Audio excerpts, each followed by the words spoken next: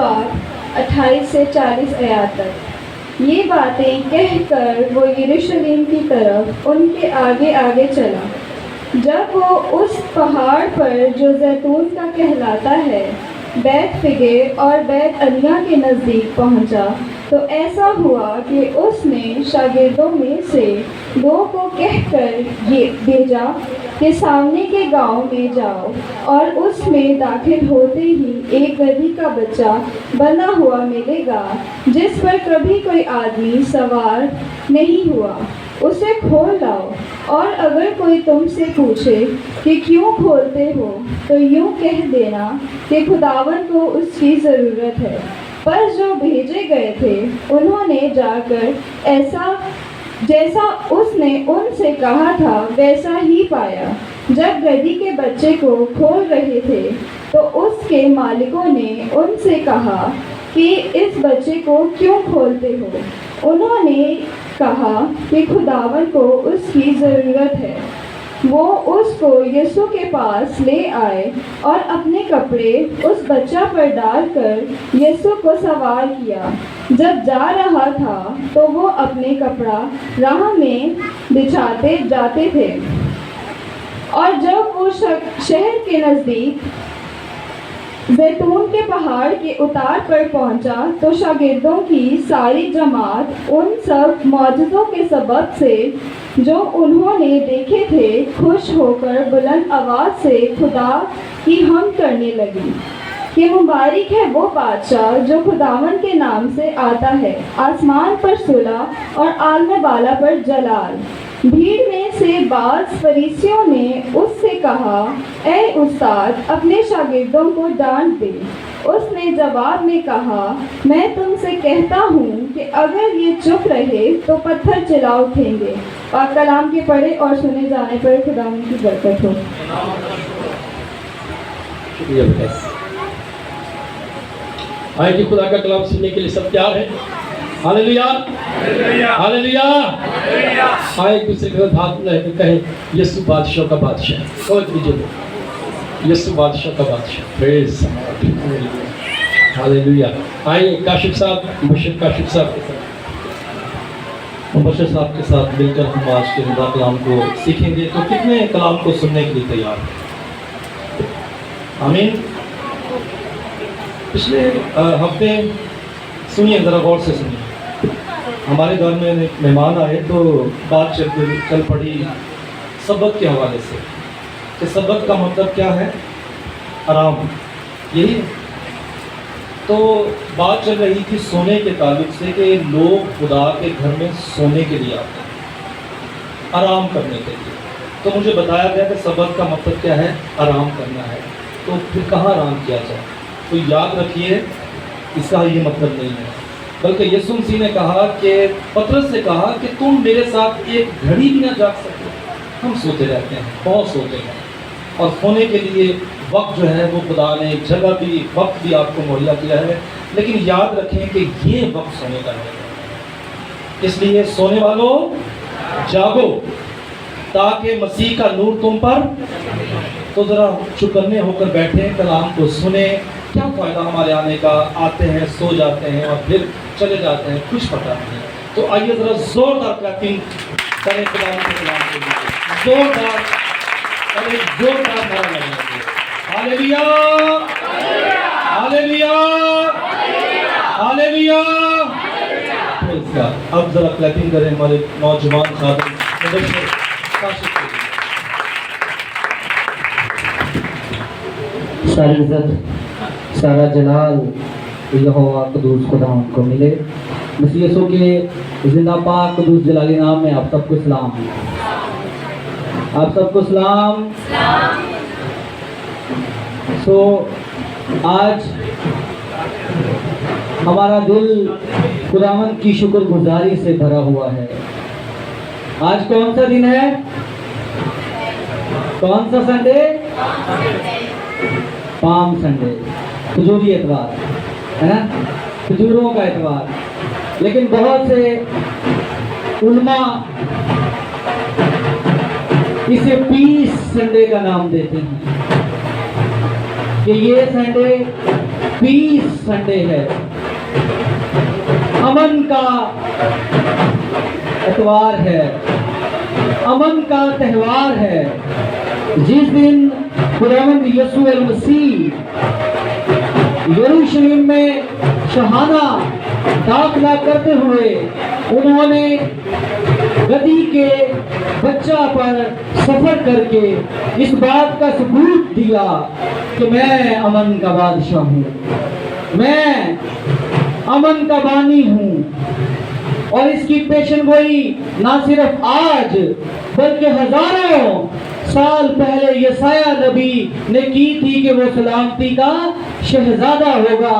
तो आज का दिन जो है वो सलामती के शहजादे का दिन है, और ये यीशु मसीह को यसाया नबी ने 5वां नाम दिया था कि वो सलामती का शहजादा होगा।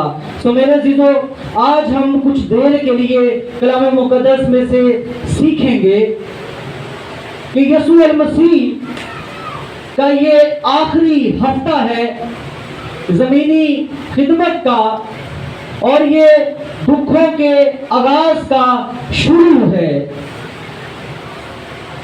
इससे पेशतर हम ये समझते रहे हैं कि जब हमारे रोजे शुरू हो जाते हैं तो दुख शुरू हो जाते हैं, लेकिन ऐसा नहीं है, क्योंकि अभी आज का दिन जो है ये बड़ी खुशी का दिन है, ये बड़े अरूज पर खुशी का दिन है, क्योंकि आज के दिन खुदावंद यीशु मसीह ने अपने आप को बड़े ही जबरदस्त अंदाज में जाहिर किया।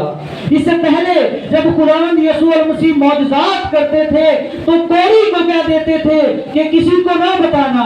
इससे पेशतर जब खुदावंद यीशु मसीह किसी बदरू गिरफ्तार को आजाद करते थे तो उससे भी कह देते थे कि किसी से इसका जिक्र ना करना। लेकिन आज ऐसा दिन है जिसमें खुदावंद यीशु मसीह ज़ाहिर अपने आप को पेश करने को हैं। शागिर्द जो खुदावंद यीशु मसीह के साथ साथ रहते थे, उनके लिए भी आज का दिन बड़ी खुशी का दिन है। तो यीशु मसीह उस पहाड़ पर जो जैतून का पहाड़ कहलाता है, बैतफगे, बैतफगे का मतलब है कच्चे अंजीरों का घर, और बैतनिया के नजदीक पहुंचे तो ऐसा हुआ कि उसने शागिर्दों में से 2 को कहकर भेजा कि सामने के गांव में जाओ। इससे ये बात जाहिर होती है कि खुदावंद यीशु मसीह अपने शागिर्दों में से 2 को भेजते हैं कि सामने के गांव में जाओ और वहां पर गधी का बच्चा बंधा हुआ मिलेगा जिस पर आज तक कोई सवार नहीं हुआ है। सो मेरे अज़ीज़ों, ये त्यौहार अमन का त्यौहार है, ये त्यौहार सलामती के शहजादे का त्यौहार है, और आज के दिन खुदावंद यीशु मसीह अपने आप को ज़ाहिरी तौर पर उसने जाहिर कर दिया कि मैं बादशाह हूं, मैं खुदा का बेटा हूं। सो मेरे अज़ीज़ों, गधी का बच्चा तुम्हें बंधा हुआ मिलेगा। वो गधी का बच्चा लादू नहीं है बल्कि लादू का बच्चा है। लादू क्या होता है?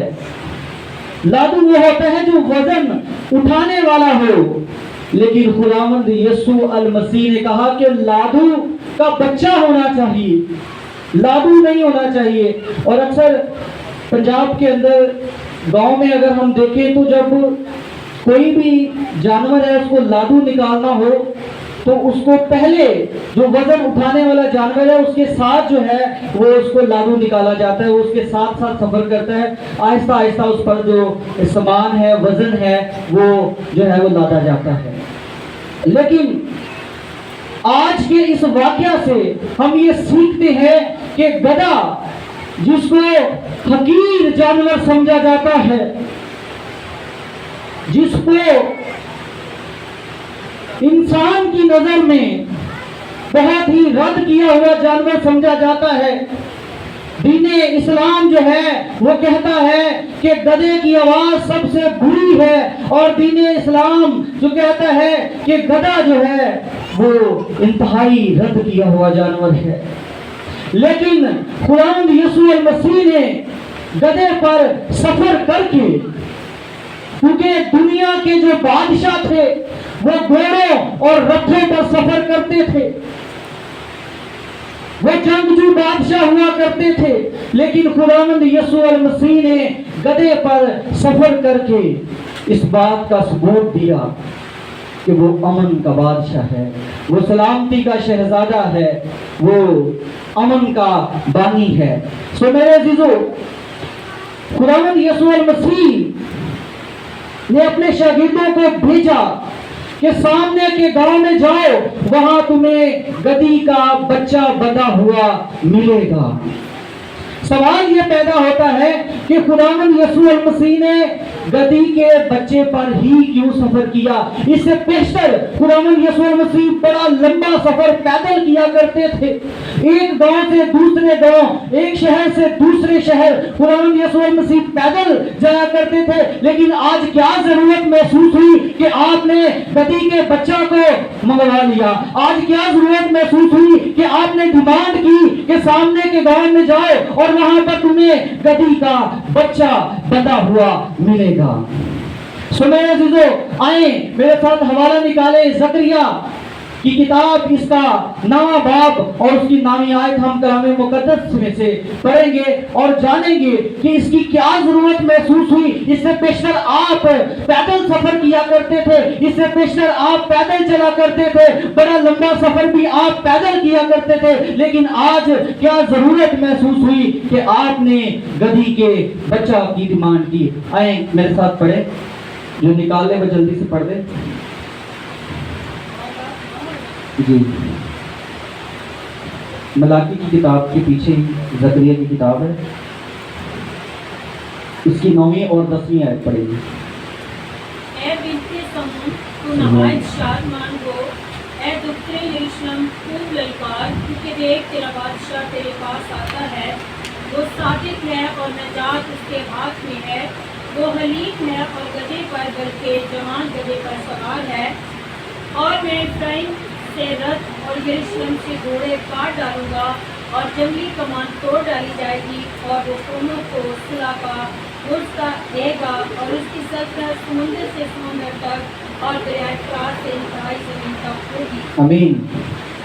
اے بنت صہیون تو نہایت شادمان ہو، اے دختر یروشلم تو خوب للکار، حالات جیسے بھی ہو تو خوب پکار، دیکھ تیرا بادشاہ تیرے پاس آتا ہے، وہ صادق ہے، وہ سچا ہے، اور سچائی اس کے منہ سے نکلتی ہے، وہ سچا ہے، وہ حلیم ہے، اور نجات اس کے ہاتھ میں ہے، وہ حلیم ہے اور گدھے پر بلکہ جوان گدھے پر سوار ہے، اور میں افرایم سے رتھ اور یروشلم سے گھوڑے کاٹ ڈالوں گا۔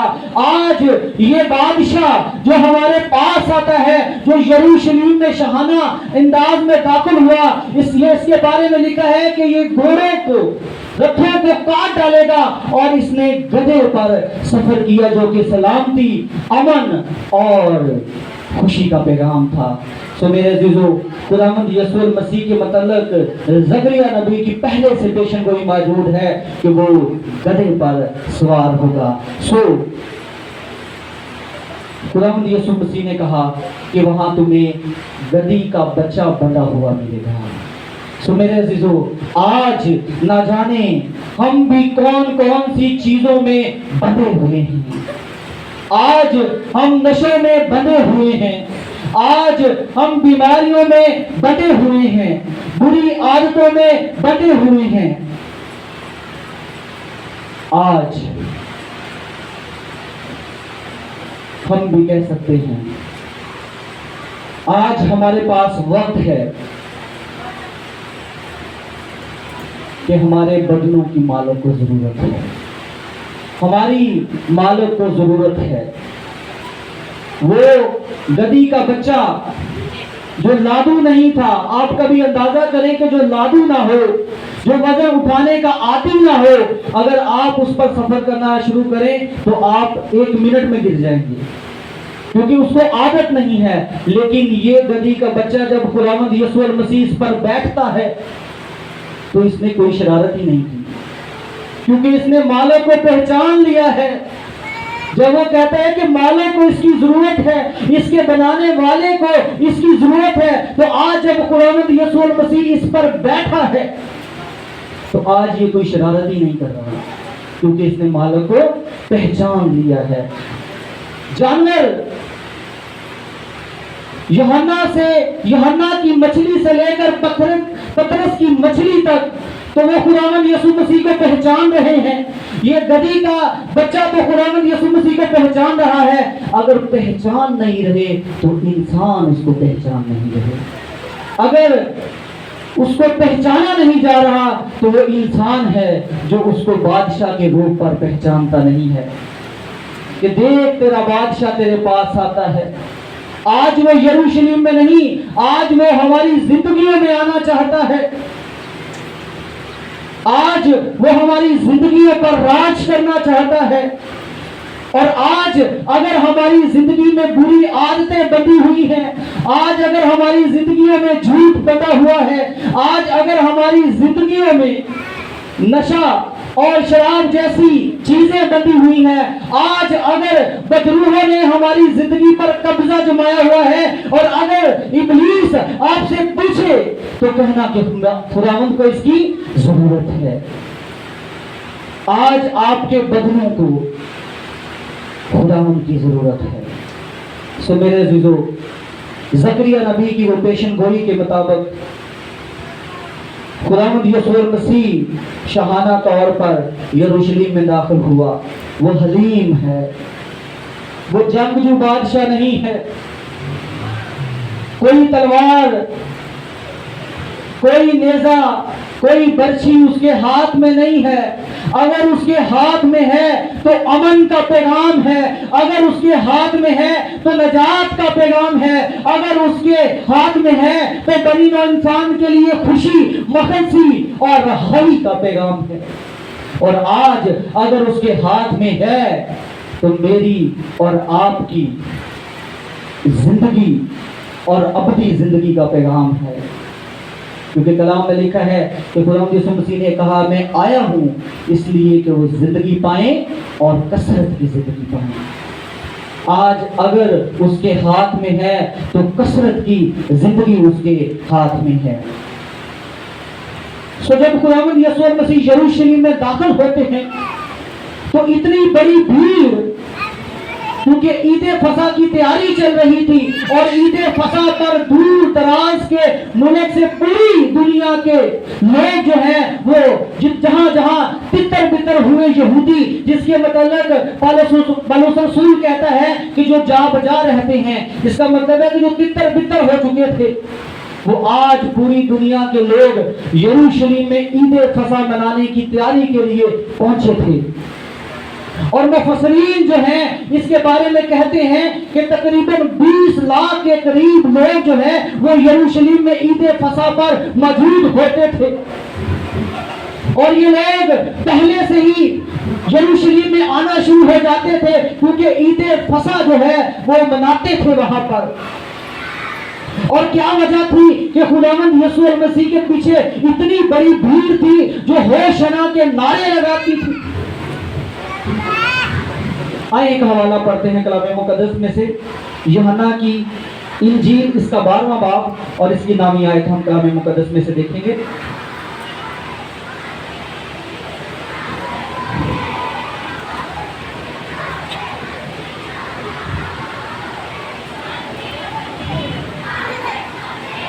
کیا وجہ تھی کہ اتنی بڑی بھیڑ خداوند یسوع مسیح کے پیچھے تھی؟ سو میرے عزیزو، 6 دن پہلے خداوند یسوع المسیح بیتنیہ میں ایک گھر میں موجود ہیں، اور اس کے بعد خداوند یسوع مسیح نے اس سے پہلے ایک مردہ زندہ کیا تھا، اور وہ مردہ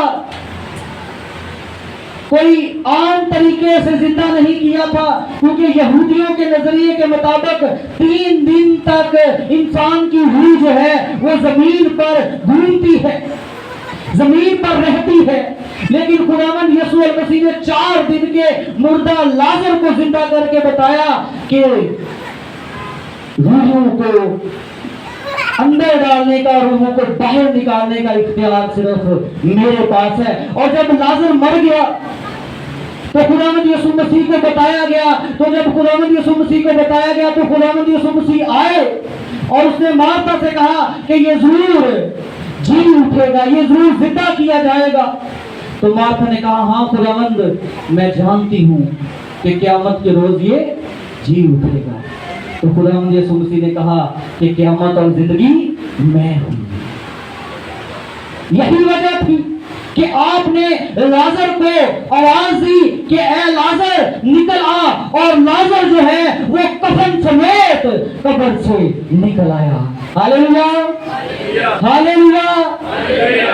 یہی وجہ تھی کہ قیامت اور زندگی کا اختیار آپ کے پاس تھا، اور آپ نے لازر کو آواز دی اور لازر کفن سمیت قبر سے باہر نکل آیا۔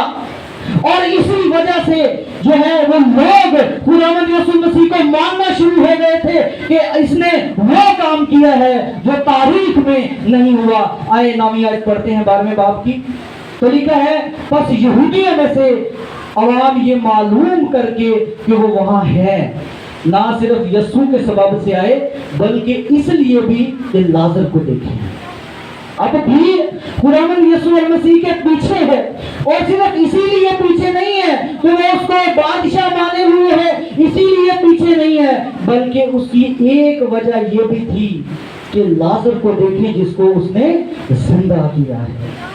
لوگ لازر کو دیکھنے کے لیے موجود ہیں، اور آگے دیکھتے ہیں لکھا ہے جسے اس نے مردوں میں سے جلایا تھا، لیکن سردار کاہنوں نے مشورہ کیا کہ لازر کو بھی مار ڈالیں، کیونکہ اس کے باعث بہت سے یہودی چلے گئے اور یسوع پر ایمان لائے۔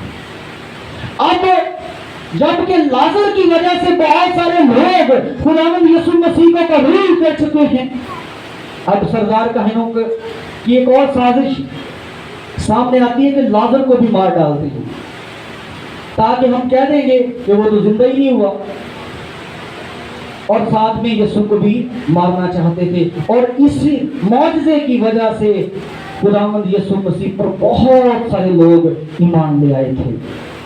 اور اسی آیت کی 17ویں، اسی باب کی 17ویں آیت پڑھیں گے تو وہاں پر لکھا ہے بس ان لوگوں نے گواہی دی جو اس وقت اس کے ساتھ تھے جب اس نے لازر کو قبر سے باہر بلایا اور مردوں میں سے جلایا تھا۔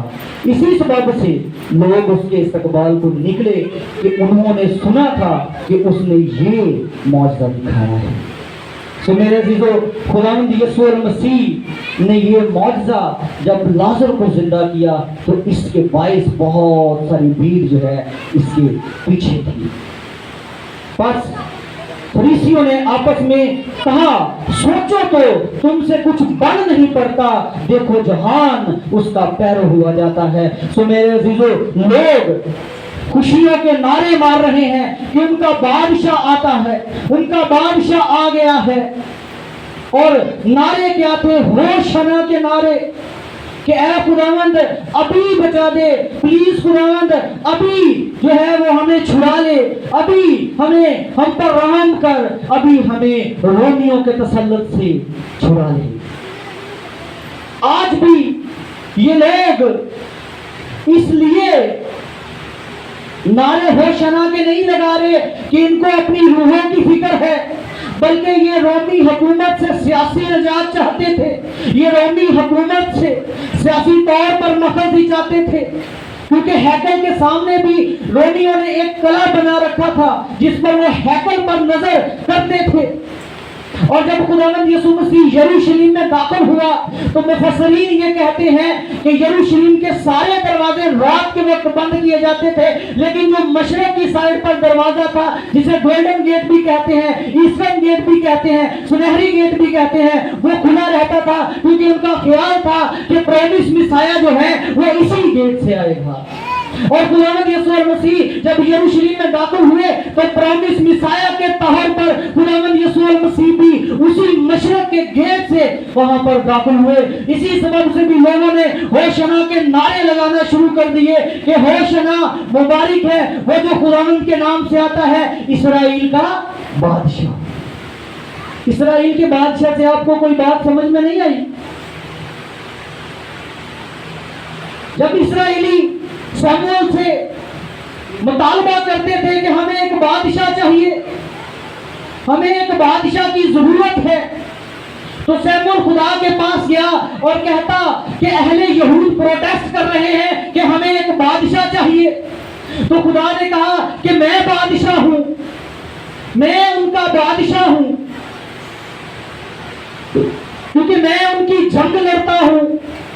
मैं उनको तलवारें चलाने नहीं देता, बल्कि जंग में मैं जाता हूं तो उनके दिल खुद ब खुद पिघल जाते हैं। जब मैं जंग में जाता हूं तो दुश्मन आपस में लड़ना शुरू हो जाते हैं। मैं उनका बादशाह हूं। तो क्या मैं बादशाह अच्छा बादशाह नहीं हूं?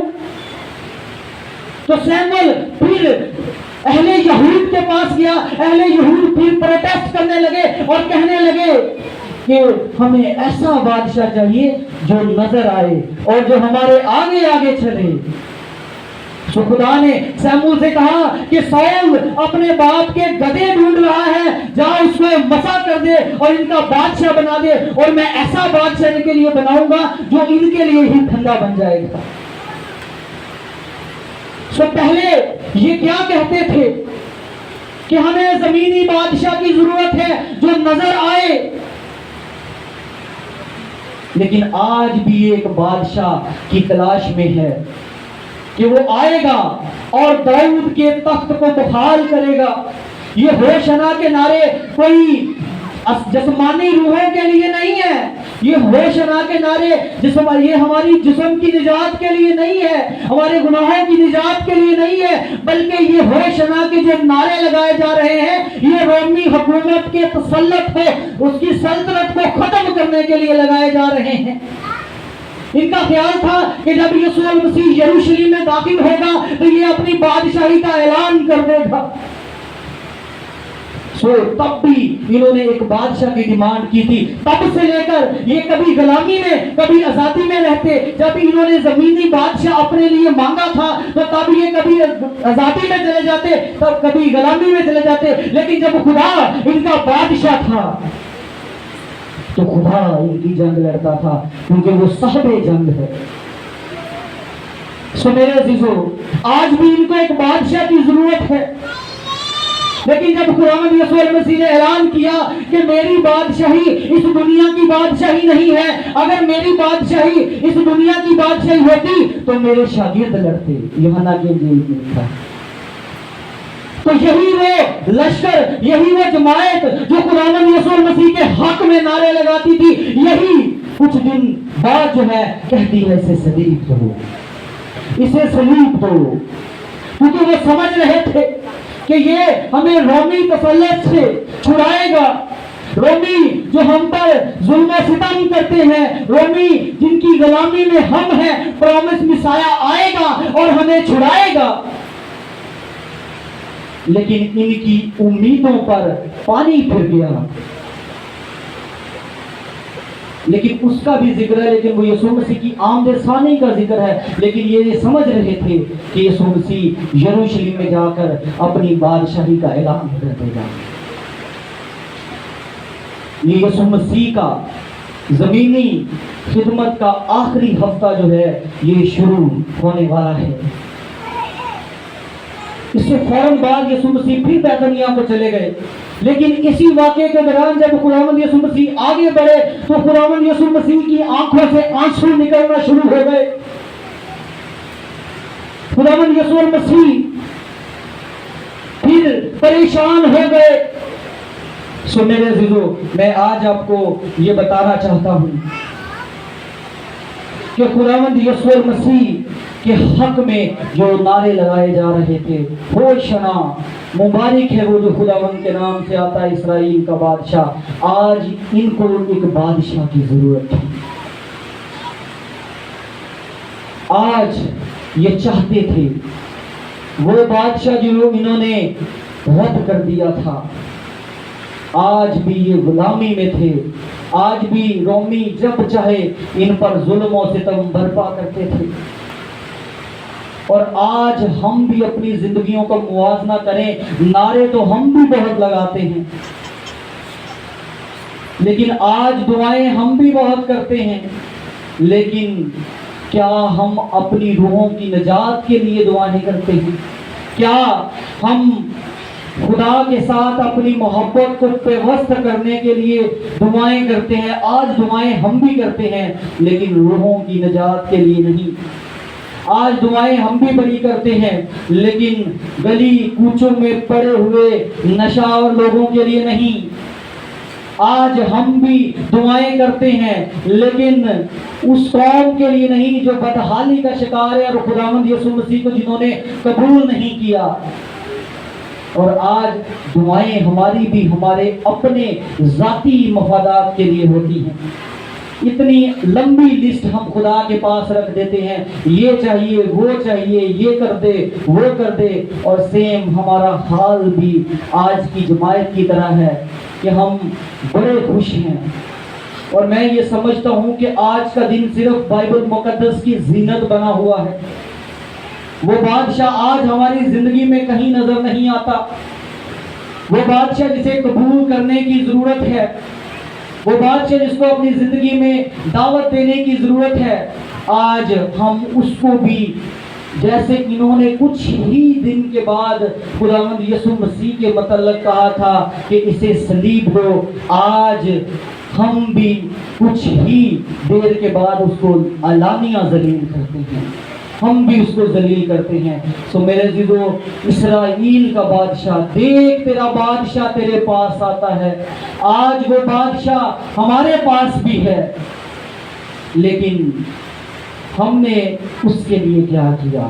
آج لمحہ فکریہ ہے، یروشلم کے لوگوں کے پاس نعرے بھی تھے، بچھانے کے لیے کپڑے بھی تھے، کھجوروں کی ڈالیاں بھی تھیں، بہت کچھ تھا۔ جب خداوند یسوع مسیح گدھی کے بچہ پر سوار چلتا جاتا تھا تو لوگ نعرے لگاتے تھے، مخمل کے کپڑے بچھاتے ہوں گے، اپنے کپڑے درختوں کی ڈالیاں کاٹ کاٹ کر راہوں میں بچھاتے تھے۔ لیکن کیا وہ پریکٹیکلی تھا؟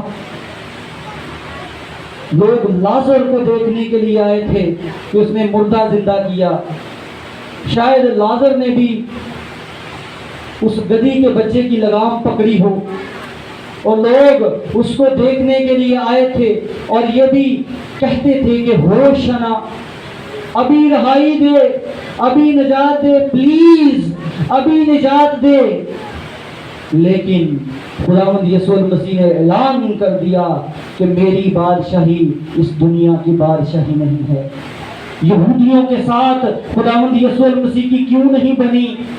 بائبل مقدس کا اگر مطالعہ کریں تو کانا گلیل کی شادی تک سارے لوگ خداوند یسوع مسیح سے خوش تھے، لیکن کانا گلیل کی شادی کے بعد خداوند یسوع مسیح کے بہت سارے لوگوں کے ساتھ اختلافات ہو گئے۔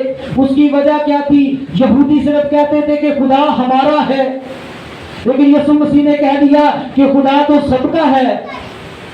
خداوند یسوع مسیح نے کھیت میں کام کرنے والے لوگوں کی مثال دے دی، جو کچھ پہلے کام کرنے کے لیے آئے تھے، ان کو بھی 1 دینار ملا، جو بعد میں کام کرنے کے لیے آئے تھے ان کو بھی 1 دینار ملا۔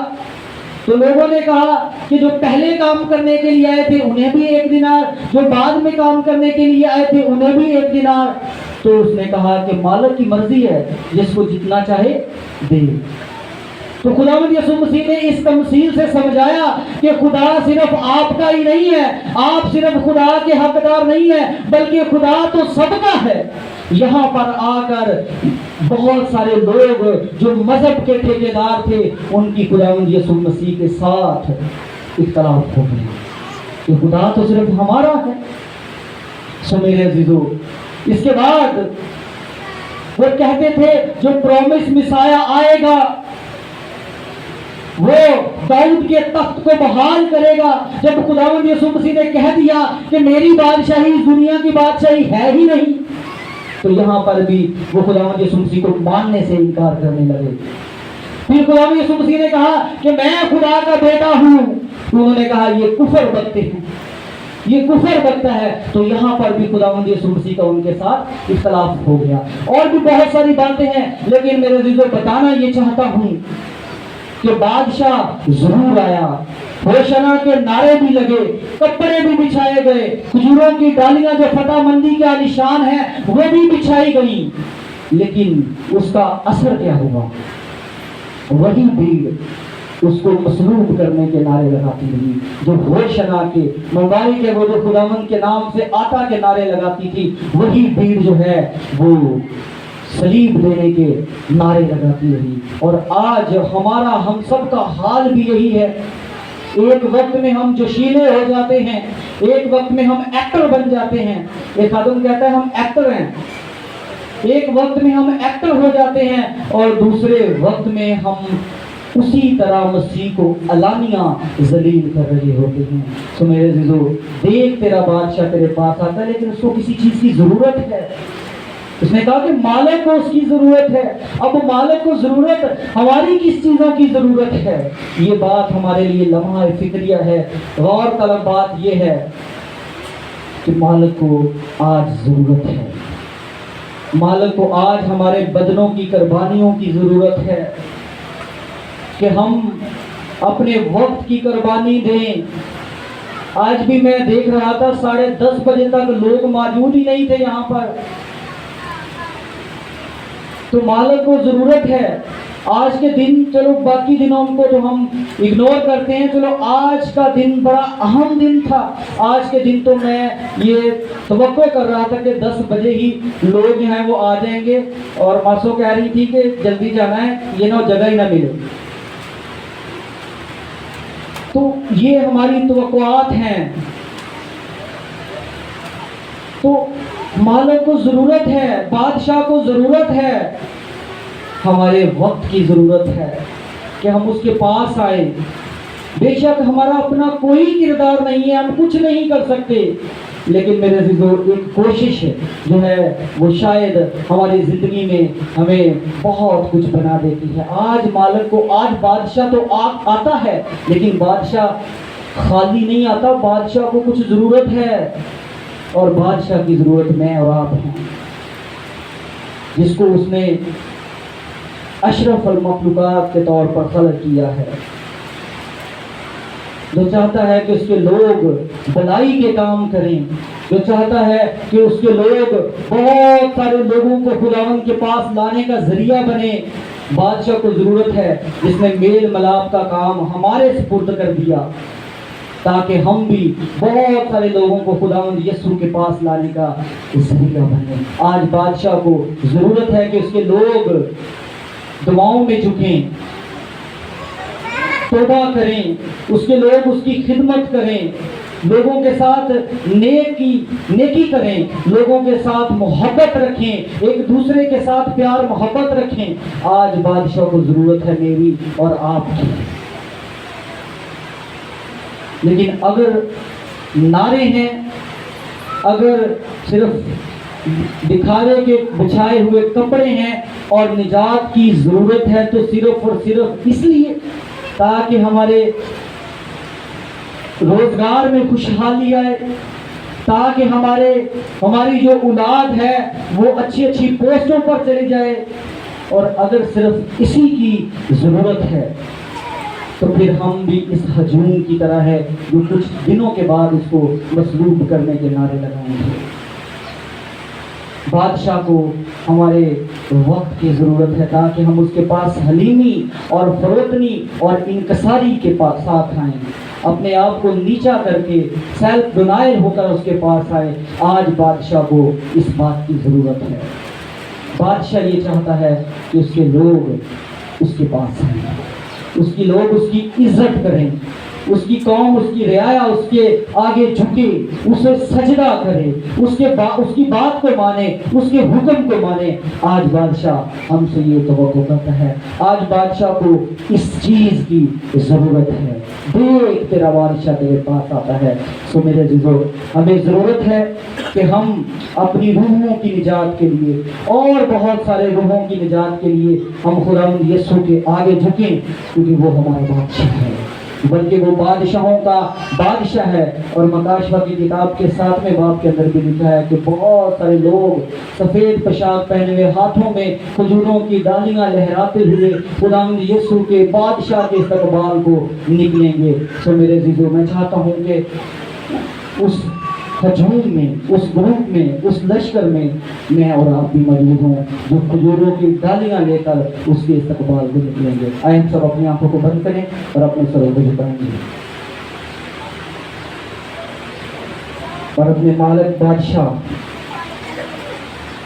جو ہمارا سچ میں بادشاہ ہے، جو اپنے لوگوں کی فکر کرتا ہے، جو اپنے لوگوں کو بچاتا ہے، اور اس نے اپنے بیٹے یسوع المسیح کو اس دنیا میں بھیج دیا، جو شیلو ہو کر اس دنیا میں آیا اور اس نے میرے لیے، آپ سب کے لیے صلیب پر اپنی جان دی۔ اور آج کے دن یروشلم میں اس نے ظاہری طور پر شاہانہ داخلہ کر کے اپنے آپ کو ثابت کیا۔ اس نے بتایا کہ یہ یسوع مسیح نے اس لیے کہا کیونکہ بہت سارے لوگ جو ہیں وہ یسوع مسیح اپنے معجزات کے وسیلہ سے لوگوں کو دکھاتا تھا کہ میں خدا ہوں، میں اس کا بیٹا ہوں، میں بادشاہ ہوں۔ لیکن آج یروشلم میں شاہانہ داخلے کی وجہ یہ تھی کہ جو لوگ ابھی اس سے ناواقف تھے وہ بھی اس کو جان لیں، وہ بھی اسے پہچان لیں، وہ بھی جانیں کہ یہی خدا کا بیٹا ہے۔